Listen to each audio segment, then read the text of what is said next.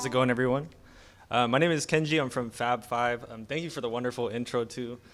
You kind of cut my presentation in half, so just kidding, though. But yeah, like I said, I'm from Fab 5, which is a small grassroots organization down in Tacoma, and tonight I'm just going to talk a little bit about what we do and really how we gather resources to fulfill the complex community need that we serve down there. So to kind of start, like Kira said, what we do is we do free classes in graffiti art, breakdancing, DJing, music production. We also do a lot of community projects throughout the community, and we run a drop-in center year-round where youth can come and access programs for free. So they don't pay for materials, they don't pay to participate. All of them get to access it for free. And we're also an organization that doesn't have any full-time employees or supported part-time staff, so I'm sure a lot of other people kind of in the grassroots nonprofit area might be kind of feeling where we're coming from when we need to find other ways to support the work that we do, right? And really to bring it back to where it started, we're an organization that's always been run by young people. It started by college students, and it's grown a lot throughout the last 15 years. And to kind of bring it back to where this growth really accelerated was in the economic recession 2008 era, where federal funding really got cut for arts, and it got cut for small programs like ours. And it really kind of pushed that need to develop new ways to gather resources to support the work that we do. So to kind of fast forward, where we are today is, we run this year-round program, and we've got the biggest grant that we have ever had in the history of our organization. We've had the biggest budget that we've ever had in our organization for the last 3 years. So it's really kind of spoken to the work that we do. And to kind of just speak to the slide really quick too, this photo is really what Fab 5 is about, where we bring young people together to gather, learn, share ideas, collaborate with one another, and do positive and fun things within their community. So to kind of move it forward, oh, sweet. I'm going to talk a little bit about how we survive. And one of the biggest ways that we survive is by developing strong partnerships within our community. We partner with a lot of other nonprofits, youth-serving organizations. This is a picture of our community center Fabitat down in Tacoma, and one of the youth who created some signage for the front of our space. And this is a huge step for our organization. For 12 years, we didn't have any home. And with a partnership with Spaceworks Tacoma, which is very similar to Storefront Seattle, we were able to step into a space and really take that gamble. The title of our presentation is Going All In, which is really about taking the gamble and putting everything from yourself into this organization. And so, we started, a couple 20-year-olds started a small community center with the support of many others. And it really gave us the opportunity to showcase what our program could do year-round, if it's fully supported. And so after 6 months, we ran our first ever donor campaign, which was really interesting. And we were able to build momentum and kind of sustain our organization. And we've been there for about 4 years now. So, doing things like partnering with different organizations like Spaceworks, other youth-serving organizations, University of Puget Sound, to do a radio show. These are the types of things that not only expand the opportunities that we get, but also bring different people who can help support the organization that we run and the work that we do for young people. This is a picture of a contractor project we do. Thinking about nonprofits, like a lot of people think about ways to raise money as, writing grants, getting donations.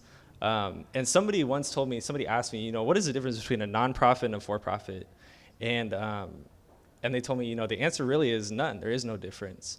For-profits, they retail merchandise, they sell products. And when you're a nonprofit, your product is the story that you tell at the end of the day, the story of how you impact other people's lives. And, as a nonprofit, we don't like to be in the business of selling our youth stories for money.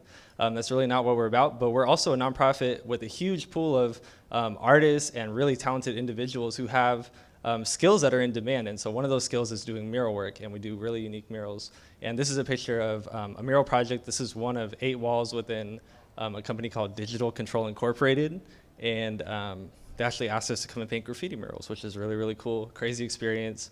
And these kinds of projects bring in thousands of dollars back into our organization to support the work that we do and maintain the opportunity for young people to access our programs for free. So because of projects like this, we can continue to keep our doors open, not charge students for materials, and not charge students to access our programs. We also do tons of performances, workshops, all sorts of things like this where we go talk to people. These are all ways that we support our programs. then moving forward to. And then of course, as a nonprofit, we write grants. We write a ton of grants. And grants are a really interesting thing because the way that we look at grants is that, when you ask for money, you really have to be accountable to that money. The economic recession and the place that we're in, we don't live in a place where we can really not be accountable for our dollars that we get.